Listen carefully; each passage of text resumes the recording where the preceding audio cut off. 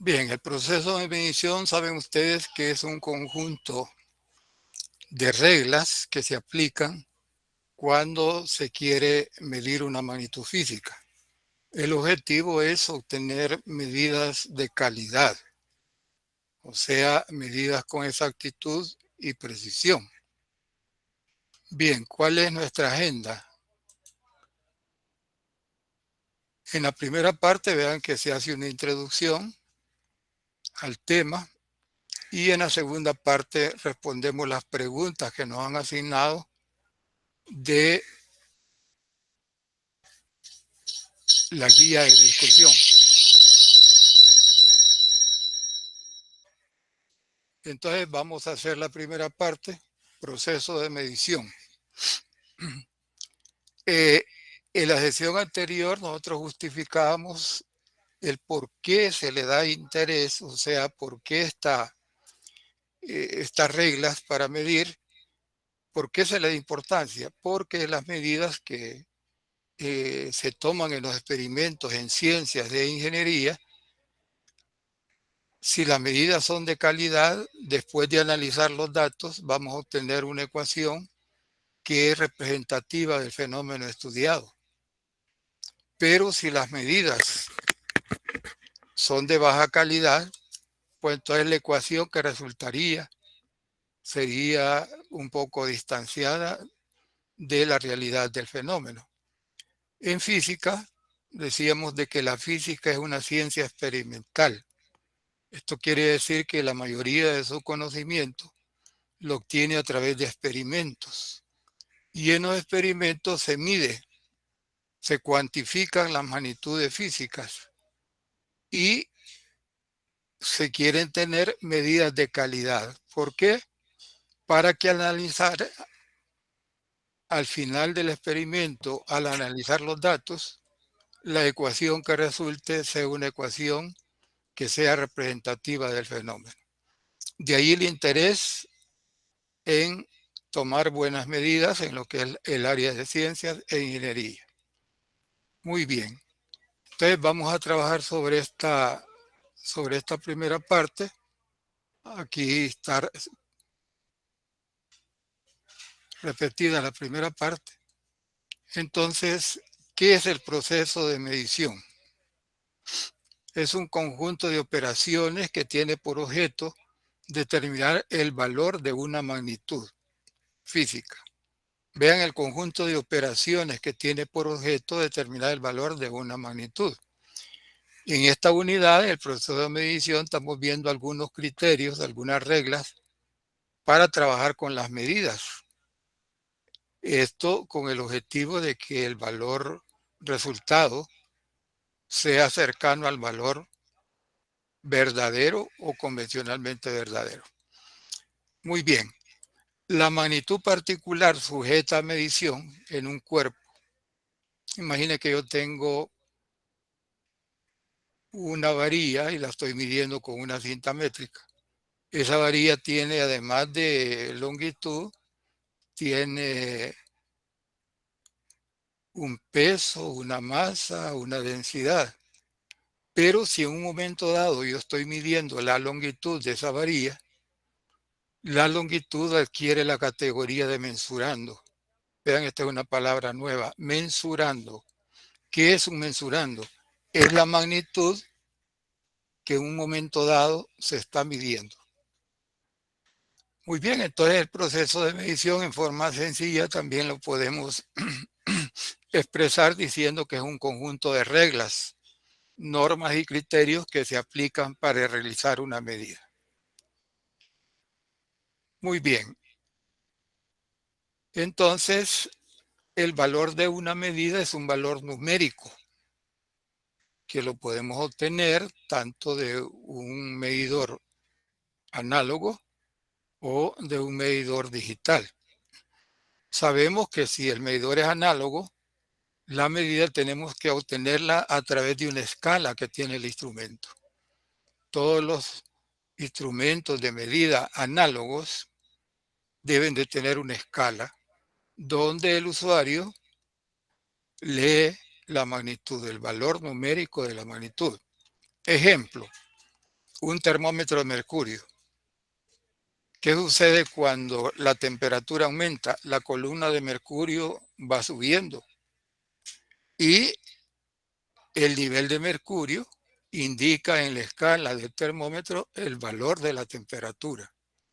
Entonces vean, hay una escala cuando el medidor es análogo y el usuario tiene que leer esa escala. Al hecho de leer en una escala un valor de una medida se le llama estimación. ¿Por qué? Porque si en una escala tenemos una parte del instrumento que señala en la escala el valor de la medida y varias personas leen esa medida, podemos asegurar que no van a ser iguales los valores leídos. ¿Por qué? Porque las personas no somos iguales, tenemos, por ejemplo, limitaciones visuales, el concepto de proximidad no necesariamente es igual, lo aplicamos igual.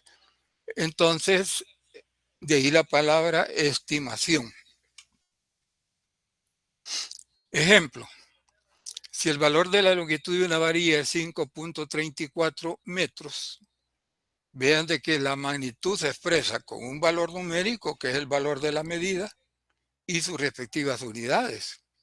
Si nosotros solo expresamos 5.34, no estamos representando una magnitud física.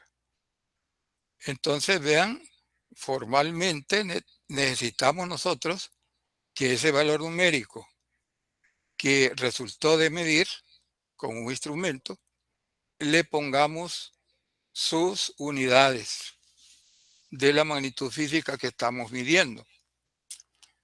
Bien, si solo dejamos el 5.34, ahí no estamos diciendo nada.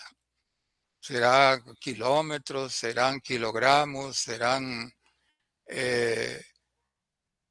diferentes unidades le podemos asignar, pero queda completamente determinado cuando ponemos el valor numérico de la medida y sus respectivas unidades. Muy bien, cuando hablamos de valores de las medidas, podemos hablar de tres valores. El valor verdadero de la medida. Este valor es un valor que cuando medimos no podemos decir que hemos medido el valor verdadero. Entonces, este valor se obtendría en un caso donde las causas de error coincidieran que todas fueran perfectas. ¿Cuáles son las causas del error en la medida? La persona, el instrumento, el ambiente y el método. ¿Qué debería suceder para que alguien diga yo he medido el valor verdadero de esta magnitud? La persona debe ser perfecta, el ambiente debe ser perfecto, el instrumento debe ser perfecto y el método. Eso es imposible porque no coinciden esas cuatro causas de error a ser perfecto. Muy bien, es el primer valor. Pero acá dejamos claro que en el valor verdadero nadie puede medir el valor verdadero. Muy bien. El segundo valor que refiere a la medida es el valor convencionalmente verdadero. Es el valor atribuido a una magnitud en particular o una porción de una magnitud y es aceptado por convención. Esto quiere decir por convencimiento. Ejemplo, la gravedad en un punto determinado de la Tierra. En los cálculos de ciencias e ingeniería se toma 9.8 en la mayoría de los fenómenos. Y funciona. Pero sabemos de que el valor de G, la aceleración de la gravedad, no es constante porque varía con la altura.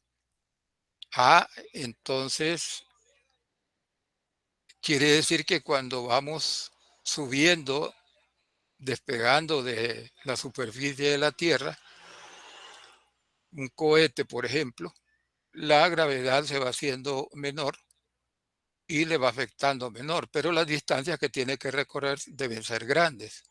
Debido a eso, pues cerca de la superficie terrestre, el valor de la gravedad se ha comprobado que el 9.8 metros sobre segundo cuadrado funciona.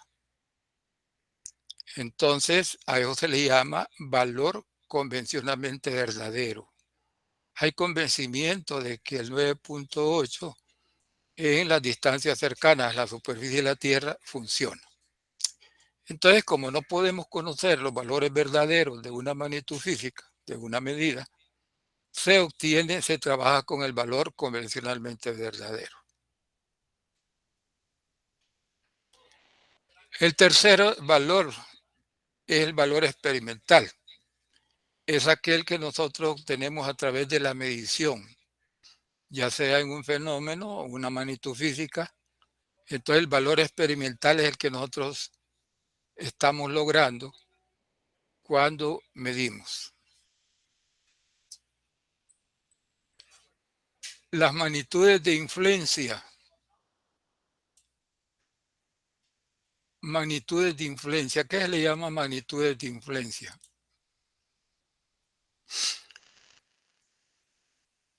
Cuando medimos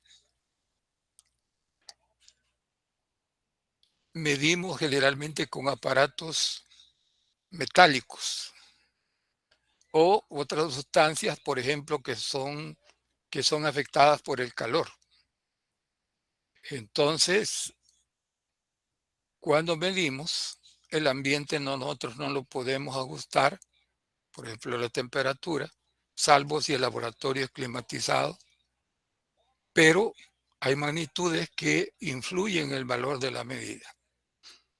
Un ejemplo sería que estemos utilizando un instrumento metálico y que la temperatura esté cambiando rápidamente. El metal es afectado por la temperatura. Entonces alguien puede decir, pero es afectado muy poco. Sí, pero al menos una milésima, imagínense, estamos midiendo longitud, al menos una milésima o 10 milésimas de milímetro variará. Entonces la magnitud de influencia, ¿cómo se definen?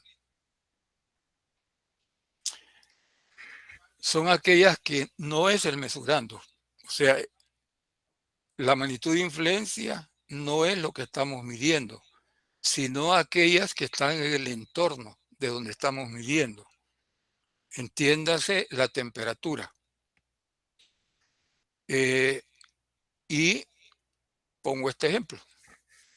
Imagínense que un grupo de ustedes está en forma presencial realizando un laboratorio de calor y calienta una porción de agua, de masa de agua, en un beaker y la lleva a la temperatura de ebullición, supongamos 100 grados Celsius. Y después retira el foco de calor y se queda midiendo qué va a suceder. La temperatura va a ir disminuyendo. Pero, ¿qué sucede? Y hemos tratado de revisar cuáles serían las magnitudes de influencia. Y en ese salón hay ventiladores. Entonces nosotros aplicamos la lógica y decimos, bueno, el viento, el ventilador va a generar una ráfaga de aire que puede enfriar rápidamente esta agua. Entonces lo vamos a apagar. ¿Qué hemos hecho allí? Hemos eliminado una magnitud de influencia. Pero ¿qué pasaría que si de repente estamos trabajando midiendo la temperatura y viene alguien y dice, aquí hace mucho calor, voy a encender los ventiladores? Esa acción no es predecible. Entonces, vea, son magnitudes de influencia, aquellas que influyen en la medida, pero no son el mensurando, o sea, no es la magnitud que está midiendo. La más frecuente es la temperatura.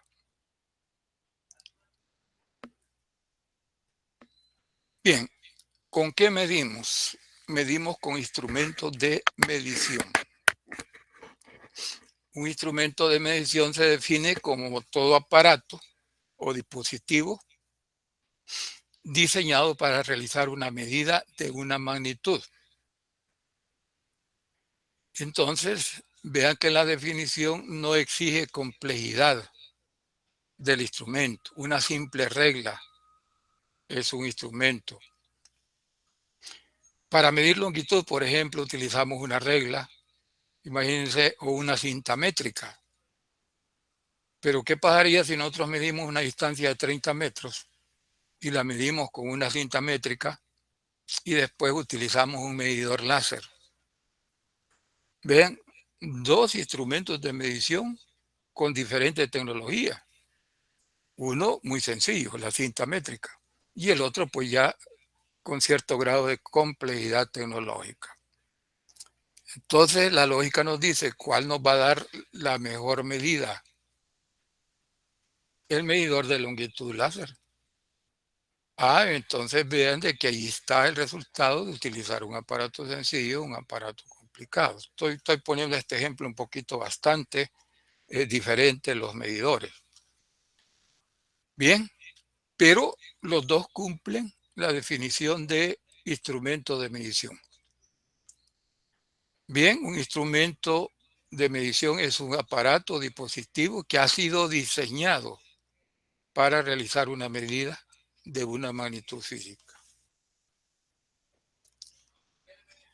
Los instrumentos de medición se clasifican en dos grandes grupos. Los instrumentos analógicos son aquellos donde el valor de la medida el usuario tiene que obtenerlo de una escala. Todos los instrumentos analógicos tienen escala. ¿Y de dónde la palabra analógico? Algo es análogo a otra cosa cuando son parecidos. Entonces aquí se les llama analógicos porque el aparato se conforma en forma análoga a la magnitud que está midiendo. Por ejemplo, el termómetro de mercurio. La magnitud medida es la temperatura. A medida la temperatura sube, el mercurio se dilata y sube en la escala del instrumento. Vean, hay algo parecido. De ahí la palabra analógicos. Pero debe quedar claro de que los instrumentos analógicos, la medida la dan a través de una escala, donde el usuario tiene que realizar una estimación para obtener el valor numérico de la medida. A la acción de tomar una medida de una escala en un aparato analógico se le llama estimación. Vean la palabra estimación.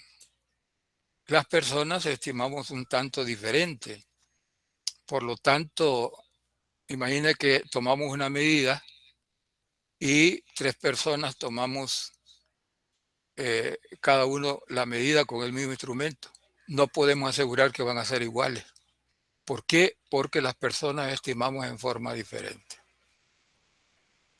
Bien, entonces los instrumentos analógicos, el valor numérico de la medida tiene que leerse en una escala. Esa acción de leer en una escala se le llama estimación.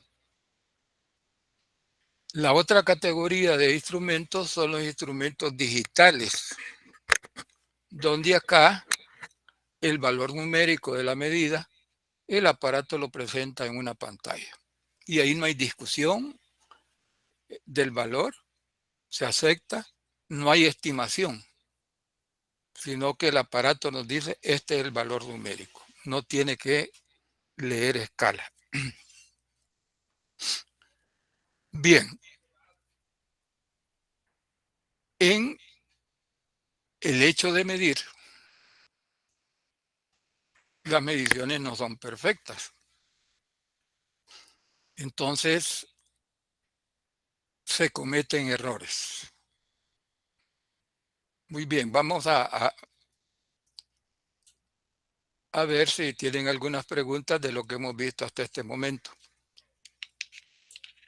activen su micrófono y pueden preguntar. Todo está claro de momento.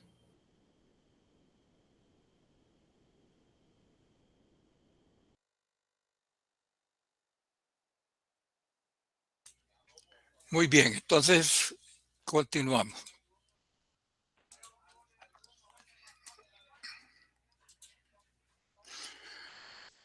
Cuando se mide, ¿cuáles son las posibles causas de error? Fíjense que son 4. La persona, por ejemplo, para leer en una escala, tenemos deficiencias visuales. Y si las divisiones de la escala son pequeñas, pues ahí la estimación va a ser limitada por las limitaciones visuales de la persona. El instrumento. Los instrumentos se desgastan, algunos hay que calibrarlos antes de medir. ¿Y qué pasaría, por ejemplo, si no lo calibramos? Entonces ese error se va a manifestar en el valor numérico de la medida.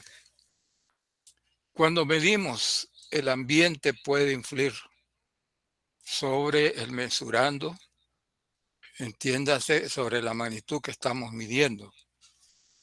Y también la cuarta causa de error es el método utilizado.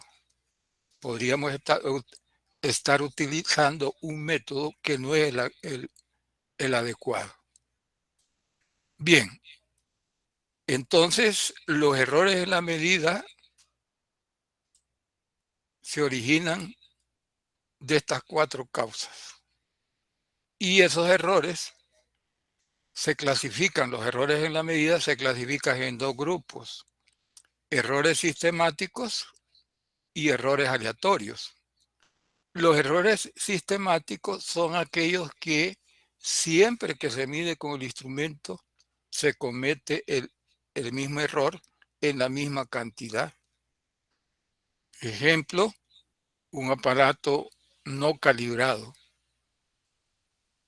Entonces, sistemáticamente, siempre que midamos con ese aparato, va a haber un error que le llama error sistemático. Entonces, los errores sistemáticos se atribuyen al aparato y al método, la metodología utilizada. Si estamos aplicando una metodología equivocada y siempre la aplicamos, siempre vamos a tener esa causa de error. Entonces, los errores sistemáticos son aquellos que se repiten de la misma forma y son atribuibles a los instrumentos utilizados y al método. Esas son las 2 causas que provienen y nos dan errores sistemáticos. Ahora, los errores sistemáticos tienen una ventaja, así entre comillas, que son fácilmente detectables. ¿Cómo se corregiría un error? Bueno, cambiando de instrumento, revisando el instrumento y revisando el método. Generalmente los errores sistemáticos son grandes y fáciles de detectar. Entonces, ¿por qué? Porque son atribuibles al instrumento. Y si nosotros revisamos o cambiamos el instrumento de medición por otro más nuevo, por ejemplo, o ajustamos el aparato que estamos utilizando, estamos corrigiendo un error sistemático. El otro tipo de errores es los errores aleatorios. Algo es aleatorio cuando no se puede predecir cuándo va a suceder. También se le llama errores aleatorios o casuales,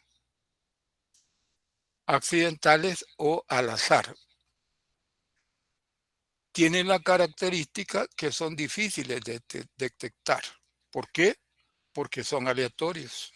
No es predecible cuándo va a suceder un error aleatorio. Entonces, los errores aleatorios tienen la ventaja, entre comillas, que son pequeños, generalmente son pequeños, pero tienen la dificultad de que son difíciles de detectar. Los errores sistemáticos son errores grandes en cantidad, pero fáciles de detectar. Muy bien, entonces ahí tenemos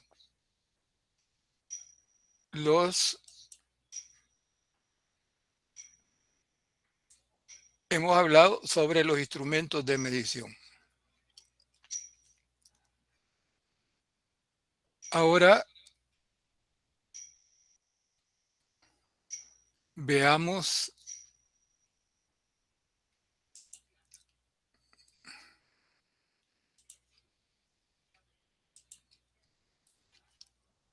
la exactitud y la precisión. Hemos dicho de que el proceso de medición tiene como objetivo aplicar un método, criterios y cálculos que nos lleven a obtener una medida de calidad. Pero ¿cómo sé que es una medida de calidad? Hay dos parámetros. Uno es la exactitud de la medida y la otra la precisión. Entonces, la exactitud tiene que ver con la cercanía del valor medido con el valor convencionalmente verdadero. Y la precisión sería con el número de cifras que se expresa la medida. Ejemplo, tenemos un cronómetro que mide hasta las milésimas de segundo y tenemos otro cronómetro que mide hasta las centésimas de segundo. ¿Cuál va a ser más preciso? El que nos da hasta las milésimas. Muy bien. Entonces vean que la precisión se refiere al número de cifras con que se escribe la medida y la exactitud es la cercanía del valor medido con el valor convencionalmente verdadero. Muy bien. Entonces, una medida de calidad, cuando tiene exactitud, está muy cercana al valor verdadero, se expresa con una cantidad de cifras significativas adecuadas y su incertidumbre es pequeña. ¿Qué es la incertidumbre? Es un intervalo que nos dice en un sentido o en otro, más o menos, dónde estaría situado el valor verdadero de la medida. Ejemplo, cuando nosotros tomamos esta medida, vean, esta medida no está expresada con incertidumbre. Pero si quiero escribirla con incertidumbre, podría ser 5.34 más o menos 0.01, por ejemplo. Entonces le agrego una cantidad más o menos y defino un rango. Entonces, entre todas las medidas expresadas con incertidumbre, ¿cuál es la más exacta? La que tiene una incertidumbre menor. Imagine que tenemos tres medidas de una misma magnitud con diferente incertidumbre y con el mismo valor numérico de la medida. Y nos dicen, mire, ¿cuál de las tres tiene mejor calidad? La que tiene la incertidumbre menor.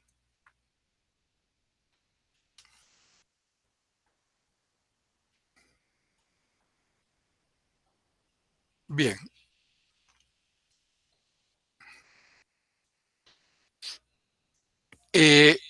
Cuando nosotros medimos, hay tres formas de expresar una medida. Una que no se enseña, pero que no se utiliza en ciencias y ingeniería es orden de magnitud. Entonces alguien podría preguntarse, bueno, ¿y por qué lo enseñan? Porque sí existe y esporádicamente es utilizada. ¿Cuándo una medida se expresa por su orden de magnitud? Cuando en vez de escribir el número, el valor numérico de la medida, se sustituye por la potencia de 10 más cercana. En este caso se utiliza para dar ideas de magnitudes muy grandes o muy pequeñas, donde no es necesario saber el valor exacto, ¿verdad? O, imagínense, en algunas novelas dice, bueno, se navegó hasta una distancia por el orden de 10 a la 4. Ahí vean, no hay ninguna necesidad de decir el valor exacto. Entonces, esa forma de expresar una medida no se utiliza en ciencias de ingeniería, salvo en algunos casos, en la literatura, por ejemplo, para indicar cantidades muy grandes o muy pequeñas. Pero sí utilizamos el criterio de las cifras significativas. Hoy vamos a hacer un problema considerando el criterio de las cifras significativas y también otro considerando la incertidumbre.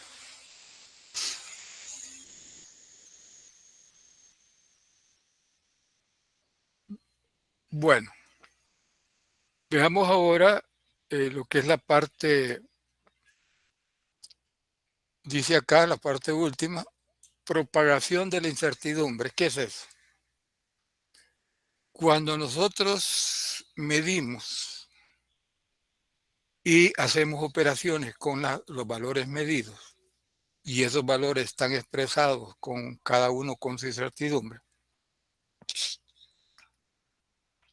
si hacemos cálculos, la incertidumbre se propaga, se hace más grande. Imagínense un cubo. Nosotros queremos el volumen, entonces sería lado por lado por lado. Si cada lado tiene su incertidumbre, la incertidumbre del volumen va a ser mayor que la incertidumbre de los lados. Entonces se propaga, se hace más grande.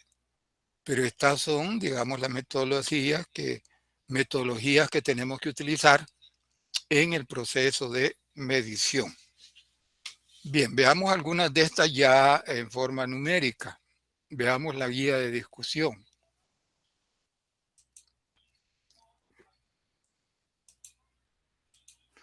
Salvo si tiene alguna pregunta de la primera parte.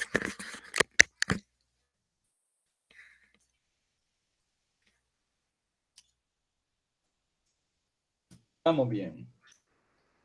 Muy bien. Todo correcto.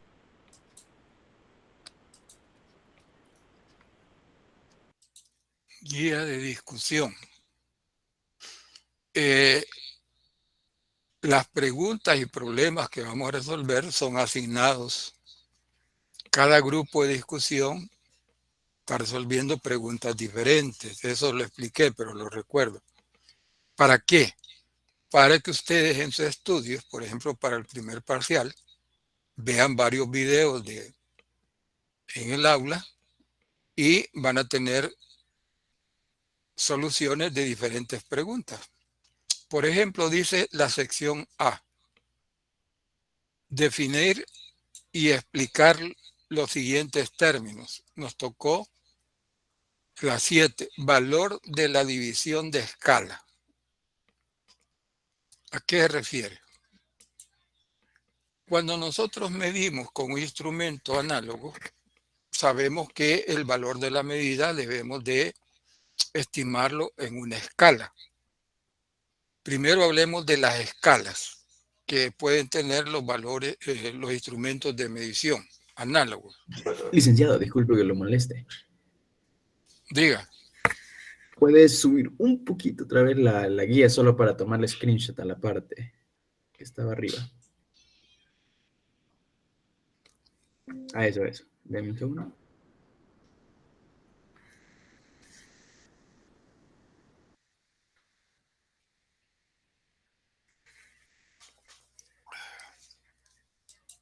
Ingeniero, una consulta.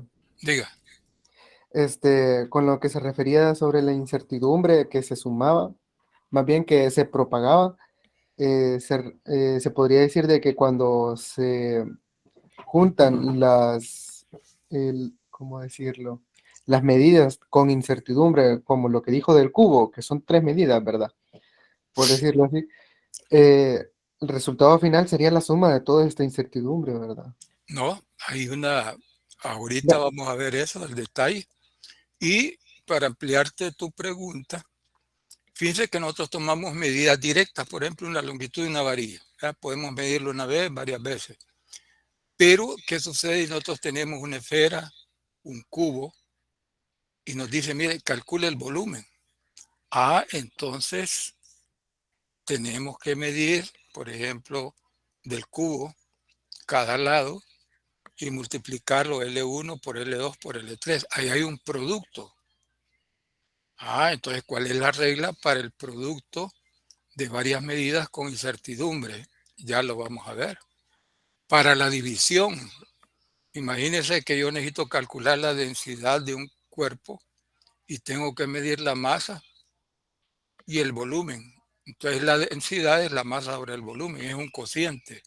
¿Cuál es la regla para que trabajar con ese cociente si tanto la masa como el volumen están expresadas con su respectiva incertidumbre? Y a ese tema se le llama propagación de la incertidumbre y tenemos un problema acá para resolverlo. Bien, entonces decía que vamos a responder valor de la división de escala. ¿Para quién? Para cualquier escala de un instrumento. Tenemos dos tipos de escala en los instrumentos, que depende de la variación de la magnitud. Por ejemplo, la escala lineal. ¿Qué características tiene una escala lineal? Aquí la vemos. La distancia entre estas barras que tienen valor numérico, vean que la distancia es igual, pero su valor, ¿cuánto vale?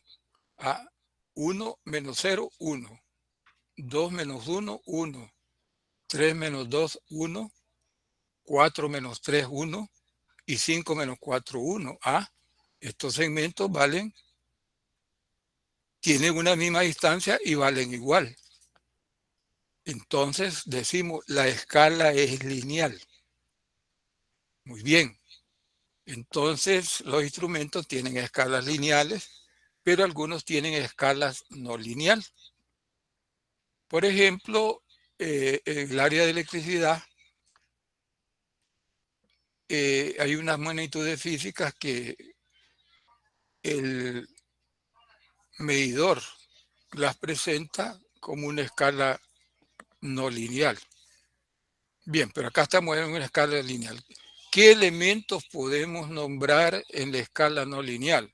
Supóngase que esta es una regla y cada división, vea que tenemos la división más pequeña. ¿A qué se le llama valor de la escala? Al valor entre dos líneas verticales. Entonces, ¿cuáles son los elementos, les decía, de una escala lineal? Primero, para clasificarla como lineal, debemos de ver de que entre los números, cuánto vale ese espacio. Y si el espacio es igual y vale igual, entonces la escala es lineal. El valor mínimo de la escala, nos vamos al extremo, el valor mínimo es 0. Valor máximo de la escala, 5. Aquí no se le he puesto la unidad, pero son centímetros. Entonces, 5 centímetros es el valor máximo que se puede medir. Ahora, la pregunta que nos hace, valor de la división de la escala, ¿a qué se refiere? ¿A qué división se refiere? A la más pequeña. ¿Cómo la conseguimos? Si entre 0 y 1, este espacio vale 1, y contamos los espacios entre las líneas más pequeñas, resulta que son 10, entonces 1 entre 10 da 0.1. El valor de la división de escala en esta escala es 0.1. Esa es la respuesta. Entonces, cuando nos pregunten cuál es el valor de la división de la escala, nos están preguntando la menor división. Bien, entonces estamos hablando de escala lineal.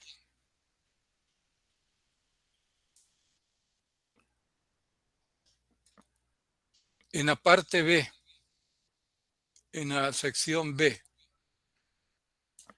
dice preguntas de opción múltiple. Bueno, ahí ya saben ustedes que se presentan varias opciones, nos dan el enunciado, analizamos el enunciado y encontramos la respuesta verdadera. Entonces dice, el resultado de la operación de 2.25 por 0.15, aplicando el criterio de las cifras significativas es, y nos dan varias opciones. ¿Vean? Entonces revisemos la regla de la multiplicación cuando se aplica el criterio de las cifras significativas. ¿Qué es lo que dice? Bueno, dice lo siguiente. Usted multiplique los números tal como se los dan, los factores, sin hacerle ninguna aproximación. Y al resultado de la multiplicación, expréselo con tantas cifras significativas como la cantidad que menor tenga que participa en el producto. Entonces dígame, de estas dos cantidades, ¿cuál es la que tiene el menor número de cifras significativas? Ambas tienen la misma cantidad de cifras significativas. Fíjese que no. El 0 a la izquierda no se considera como cifra significativa. Acá tenemos 2.25. Esta tiene 2.25, tiene 3 cifras significativas. 0.15, 2. ¿Por qué? Porque el 0 no se considera como 0 a la izquierda. Los ceros a la izquierda no se consideran como cifras significativas. Entonces, al hacer el producto, nos da esta cantidad. Y la regla dice, usted va a expresar el resultado con un número de cifras significativas como el que menor tenga. Esta cantidad, 0.15, tiene 2 cifras y esta tiene 3. Entonces, la cantidad que menor tiene, cifras significativas, es el 0.15, que tiene 2 cifras significativas. La calculadora nos dio esta cantidad. Entonces debemos de poner el resultado con 2 cifras significativas. Entonces, el 7 obliga a que al aproximar nos dé 0.34. Entonces aquí tenemos este producto, lo hemos realizado aplicando el criterio de las cifras significativas. Ya teniendo el resultado, nos vamos a las diferentes opciones y vemos que aquí aparece 0.34, que es la respuesta correcta. Entonces, en general, voy a repetir las reglas y ahí están en el folleto, ¿verdad? El criterio de las cifras significativas. Para la suma y la resta, ¿qué dice? Imagine que usted va a sumar varias cantidades, pero le piden el valor de la suma de esas cantidades aplicando el criterio de las cifras significativas. ¿Qué dice la regla? Usted va a observar cuál de las cantidades sumandos tiene la menor cantidad de decimales. Vean, decimales. Es diferente cifras significativas que orden decimal. Entonces, todas las va a redondear a el orden decimal de la que menor tiene. Después realiza la suma. Esa regla es válida también para la resta. Pero para el producto y la división es la que hemos aplicado acá. Si esto fuera una división, la regla dice divida las dos cantidades sin modificarlas. Pero la respuesta de ese cociente usted lo va a expresar con un número de cifras significativas que la cantidad que menor tiene y que participa en el cociente. Vea, bien sencillo.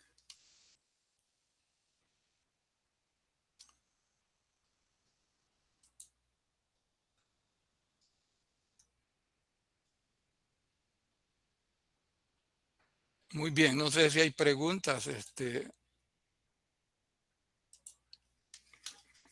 si hay alguna pregunta hasta este momento. Diga. Bueno.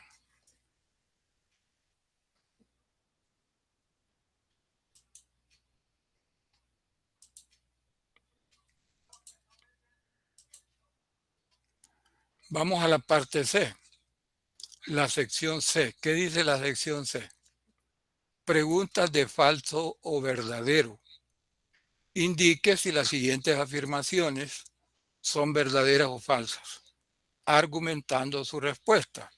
O sea, nos piden que digamos si es falso o verdadero cada enunciado y argumentemos por qué estamos diciendo que es verdadero o que es falso. Nos toca la 4. Vamos a leerla. El número de cifras con que se expresa una medida depende de la cantidad de cifras que la escala del instrumento permite leer con razonable seguridad y con ciertos criterios sobre la lectura. Entonces, esto es verdadero. Fíjese de que si nosotros tenemos una escala que tiene divisiones grandes, pero entre las divisiones grandes no hay divisiones pequeñas, mientras tenemos otra escala que tiene entre dos números tiene la división de la mitad y también tiene divisiones más pequeñas. Entonces la que tiene una división de escala menor, esta es la respuesta, la que tiene una división de escala menor nos va a permitir escribir la medida con el mayor número de cifras significativas. Entonces, verdadero.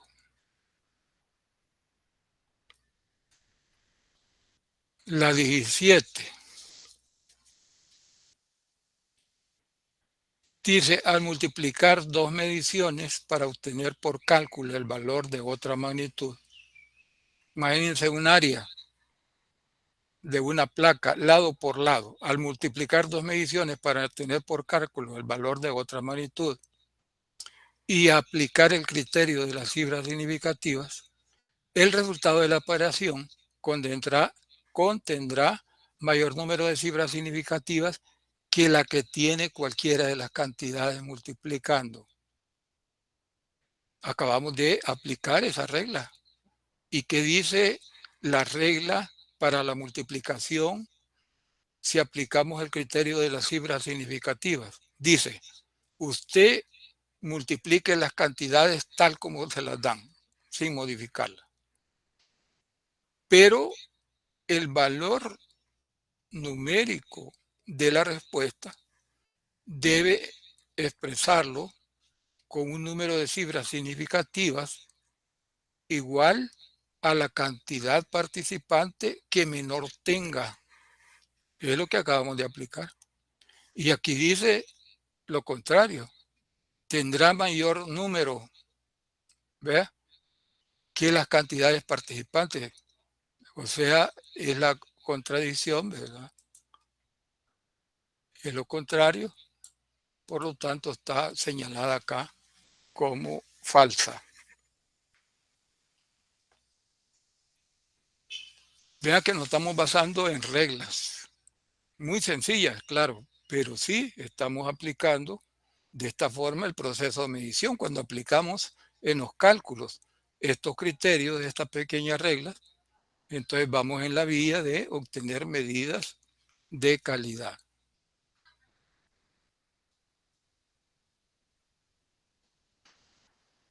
Muy bien, vamos a la sección D.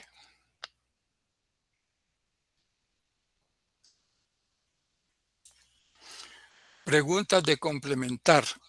Responda a las siguientes preguntas de forma clara, tomando como referencia el guión de clase de la asignatura. Redondee las siguientes cantidades a las cifras significativas solicitadas. Entonces vean, redondee. Hay en su folleto las reglas del redondeo, que básicamente son aplicadas cuando la última cifra que va a desaparecer cuando vamos a aproximar es 5. Entonces nos dicen que este punto 0.125, ¿cuántas cifras significativas tiene? Tiene 3, pero nos piden que la expresemos con 2 cifras.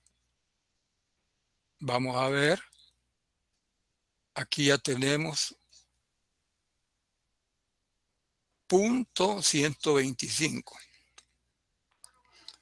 Para dejarlo con 2 cifras, entonces yo tengo que aproximar el 2 A 3.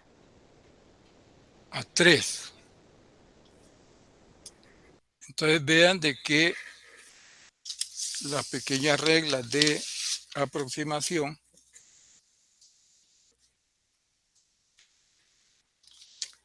la cantidad que se queda es par, que es el 2,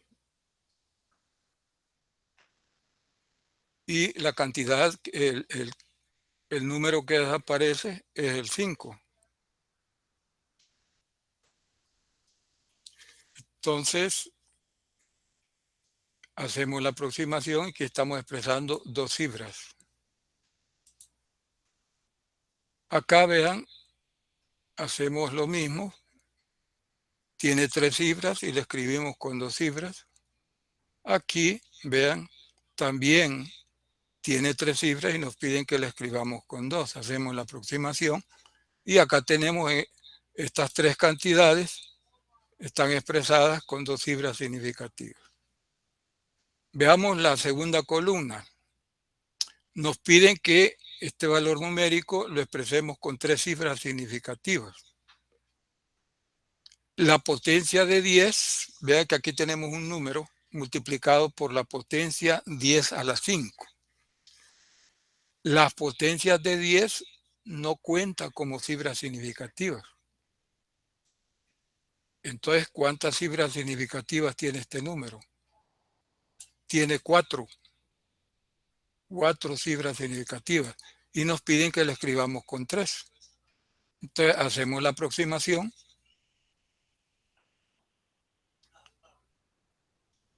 Bien, esta tiene 4 y la llevamos a 3. ¿Cuántas cifras significativas tiene esta? Tiene 6. ¿Por qué? Porque los ceros que están entre valores numéricos diferentes a 0 cuentan como cifras significativas. Los ceros a la izquierda no cuentan como cifras significativas. Por eso les dije, miren, aquí hay 3 cifras significativas. Vamos a la cuarta, a escribir con 4 cifras. Ingeniero, una pregunta, ¿y ese 254 hay que ponerle punto o solo se deja así? Si usted le pone punto, entonces, ¿qué indicaría que hay después del punto? Usted estaría diciendo que midió, por ejemplo, ahí le pone 2.54 punto y un número, ¿verdad? Cuando nosotros aplicamos del criterio de las cifras significativas, entonces ese 0 que pongamos nos va a aumentar en 1 el número de cifras significativas. porque los ceros a la derecha sí cuenta como cifra significativa. Por lo tanto, lo dejamos como 254. Si usted le pondría 2.54.0, el cero que pone cuenta como cifra significativa. Entonces, lo dejamos de esa forma porque nos están pidiendo 3 cifras significativas. Bien, Gracias. bueno, 4 cifras significativas. Vean esta cantidad. La potencia de 10 no cuenta como cifra significativa. Tenemos 5 cifras.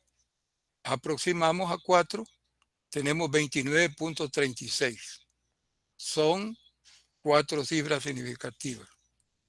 Acá, vean,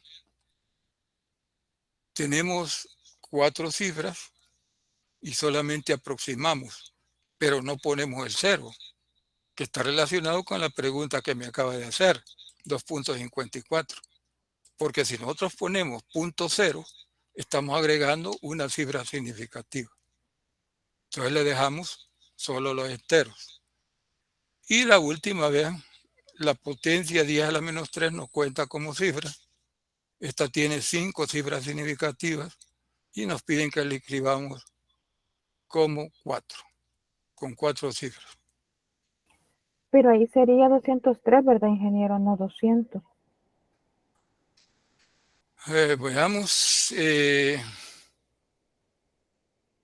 revisemos el redondeo del número. Dice Y 203.45 y aquí en la respuesta aparece 200. sí, porque el asunto es que también tenemos que ir aplicando simultáneamente la regla de redondeo, ¿verdad? Entonces el número que se queda es par y el que desaparece es 5 seguido de ceros. Entonces cuando es par no cambia la cifra que se queda. O sea, redondee, vamos a ir redondeando para lograr el número de cifras. Y aquí tenemos que el número que se queda es par y el que desaparece 5 seguido de ceros. Entonces, en ese caso no cambia. Vean que es un caso particular de 5. Si fuera mayor que 5 no hay problema. O menor que 5. Entonces, si el número es par, no cambia. Si fuera impar, entonces sí va a subir. Y este 5 acá subiría una unidad. Esa es la razón. No, ingeniero, me refiero a que como dice 203.4 y Sí. ahí en la respuesta le han puesto 200.4. ¿Dónde están los otros 3? Sí, Si es hay que mirar ese 203, sentido. yo creo que es error de dedo. Ajá, posiblemente porque ya, no, ya caí. Aquí es 203. Tiene razón, ¿verdad? Este no cambia. El 3 no Ajá. cambia. Aquí es 203.4. Entonces no es error de redondeo, sino que es de copia. Sería 23, ¿verdad? Aquí sería 3. Revise eso y está bien su observación. Muy bien, ¿alguien más preguntaría sobre esto? No, ingeniero, gracias. Bien, vamos a la guía.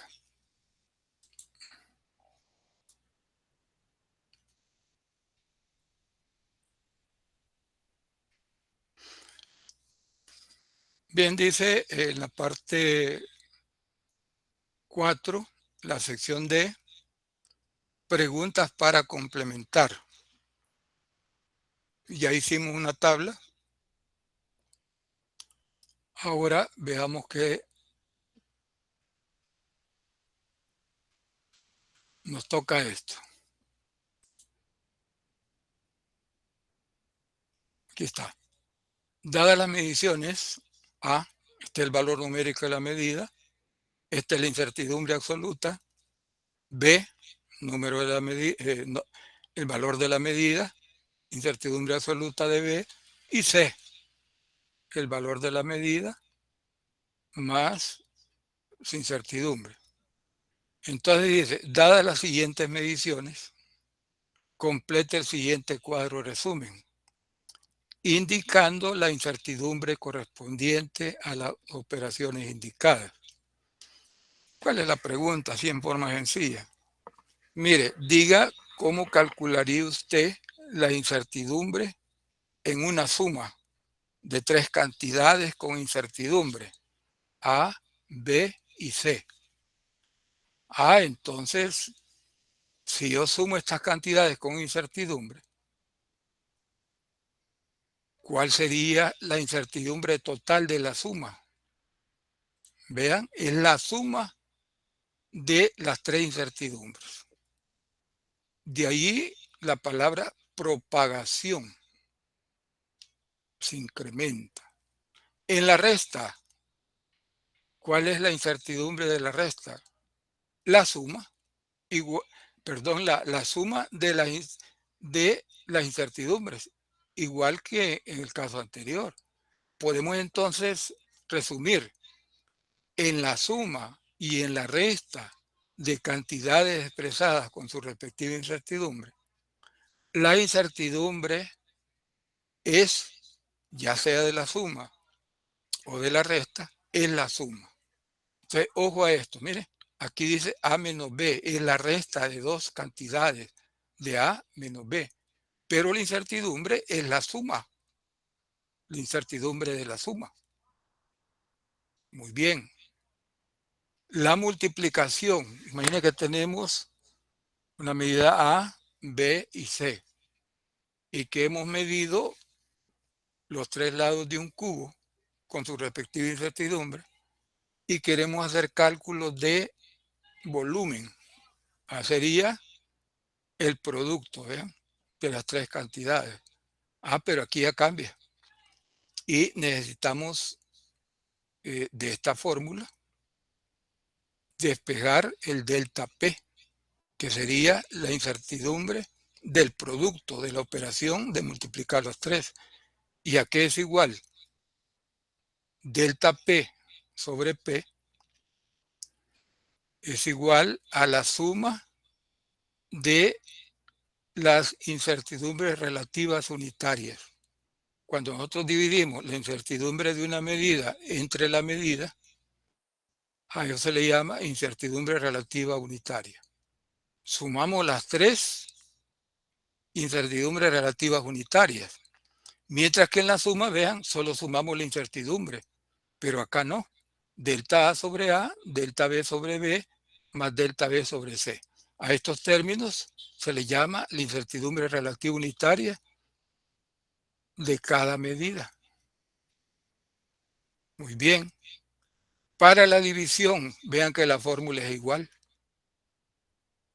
Para la división, la incertidumbre del cociente entre el valor de la medida es igual a la suma de las incertidumbres relativas unitarias de los multiplicando. O sea, esta tablita debe estar clara en ustedes cuando se están haciendo cálculos de propagación. Y acá dice potenciación.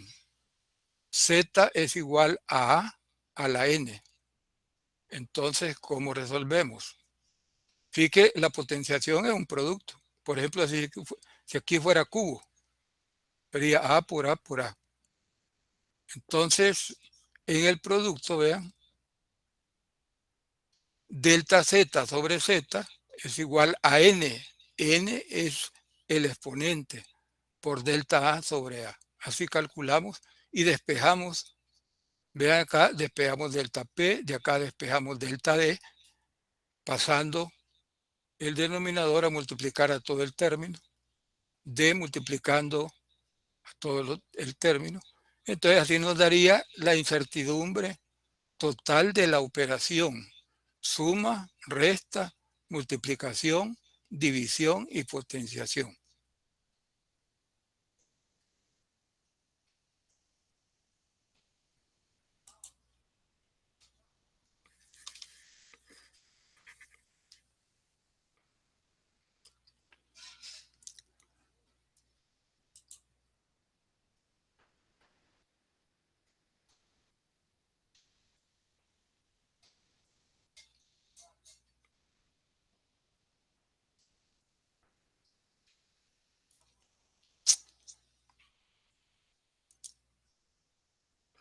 Bien, veamos los problemas. Nos tocó el problema número 4. Veamos la solución. Problema número 4. El diámetro de una esfera es 2.56 centímetros. Encuentre su superficie, o sea, su área, el área de la esfera, en metros cuadrados, y su volumen en metros cúbicos, pero utilizando el criterio de las cifras significativas. O sea que hay dos tipos de operaciones, las que realizamos con cifras significativas cuando hacemos cálculos, y también podemos hacerlos por la propagación de la incertidumbre. Vean que acá, cuando aplicamos el criterio de las cifras significativas, la medida no está expresada con incertidumbre. Muy bien. Entonces tenemos una esfera y nos piden que calculemos su superficie. 4pi por el radio al cuadrado. El radio, vean, está en centímetros al cuadrado. Hacemos la operación con la calculadora y nos da esta cantidad. Entonces, ¿qué es lo que hemos hecho? Hemos hecho un producto. ¿Cuál es el producto? R por una constante 4pi. Entonces la constante no la modificamos en nada, solamente la multiplicamos. Entonces vean, nos dio esta cantidad. Pero como es un producto que hemos realizado, ¿qué dice la regla cuando aplicamos el criterio de las cifras significativas? Dice, usted multiplique las cantidades tal como se le da, pero el valor respuesta de esa operación, usted lo va a expresar con un número de cifras significativas como el que menor tenga. Entonces, para revisar quién tiene el menor número de cifras significativas, como aquí podemos plantear esto como 2.56 por 2.56, es la misma cantidad. Entonces, ¿cuántas cifras significativas tiene? 2.56, ¿cuántas cifras significativas tiene? Tiene 3. Entonces, no es de esta cantidad, debemos expresarla con 3 cifras significativas. Vean. Entonces, vamos a aproximar el 3 como la cifra que desaparece es 5, seguida de varios números diferentes de 0. Entonces, el 3 aumenta en una cantidad. Y aquí tenemos la respuesta con 3 cifras significativas, cumpliendo la regla de las operaciones con cifras significativas. Entonces, ¿qué unidades? Área, centímetro cuadrado. Vamos al volumen. ¿Cuál es la ecuación del volumen de una esfera? 4/3 de pi r cubo. 4pi sobre 3 es una constante. Eso no lo modificamos. ¿Pero a qué equivale r al cubo? Equivale a r por r por r, un producto de la misma cantidad, 2.56. Entonces, el número de cifras significativas de las cantidades participantes en el producto es 3 cifras. Aplicamos la calculadora. Entonces tenemos que aproximar este 2. El 7 es mayor que 5. Entonces le aumenten una unidad al 2 y queda esta cantidad que está expresada con 3 cifras significativas. Muy bien.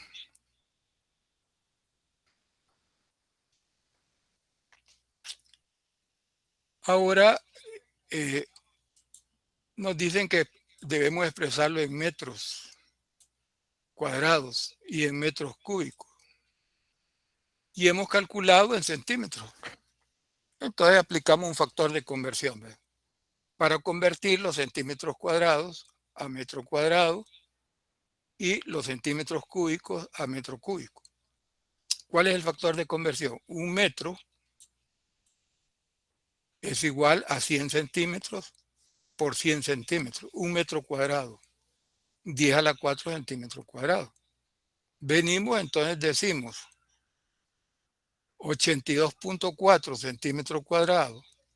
Si lo multiplicamos por este factor, ¿cuánto vale? Un metro sobre un metro vale 1. Pero lo expresamos en diferentes unidades. Ponemos abajo en el denominador los centímetros cuadrados para que se nos elimine. Entonces, sería un metro cuadrado es igual a 10 a la 4 centímetros cuadrados. Se elimina el centímetro cuadrado y nos queda 82.4 por 10 a la menos 4. Este pasa al numerador. Entonces vea con cuántas cifras nos queda, con 3. ¿Por qué? Porque las potencias de 10 no se cuentan como cifras significativas. Un metro cúbico, aquí es igual a 100 por 100 por 100 centímetros cúbicos, 10 a la 6. Entonces un metro cúbico equivale a 10 a la 6. Este cociente vale 1. Pero lo que logramos es convertir a otras unidades. Centímetros cúbicos se va con centímetros cúbicos y nos queda 70.3 por 10 a la menos 6 metros cúbicos. Bien, ahí tenemos, vean ustedes, lo que nos ha tocado de la guía de discusión. Quiero recomendarles al final de esta exposición que en el proceso de medición ustedes en este estudio deben de tener esta tablita.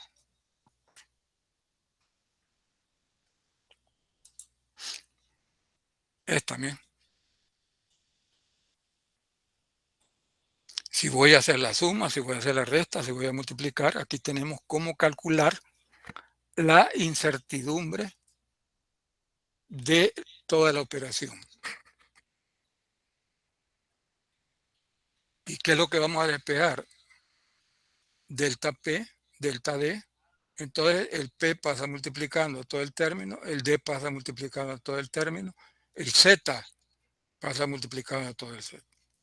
Entonces, así se escribe una cantidad. Si la medida le llamamos A es el valor numérico de la medida y delta A es la incertidumbre absoluta de esa medida.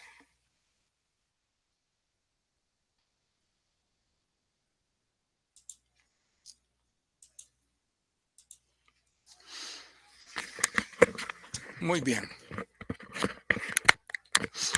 Preguntas.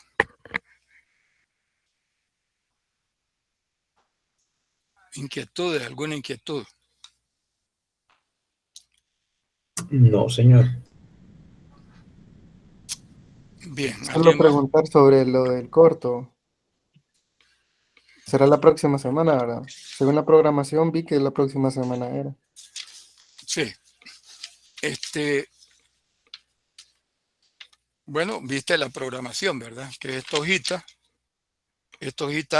para todos está disponible en el aula virtual. En la sección de documentos dice programación del ciclo y es nada más un frente de hoja. Estamos en la semana 6. En la semana 6 solo las actividades son discusión 3 y laboratorio 2. Estamos realizando nosotros, el grupo de discusión, la discusión 3. La semana que viene es la semana 7 del curso, del 27 al 1 de abril. Y ahí se va a realizar el examen de laboratorio L1 y L2. En la semana de L1 y L2. El corto 2, que es lo que entiendo que es lo que tú me preguntas, El corto 2 sería la semana 7, examen de discusión 2. La próxima semana, que es la semana 7. En la semana 6 solamente tenemos discusión 3 y laboratorio, que son actividades con el profesor, ¿verdad? Pero las actividades evaluadas vienen la próxima semana, que es el examen corto de laboratorio L1 y L2 y el examen corto de discusión. Hay 2 exámenes cortos en esa semana, previa a Semana Santa. Muy bien, otra pregunta.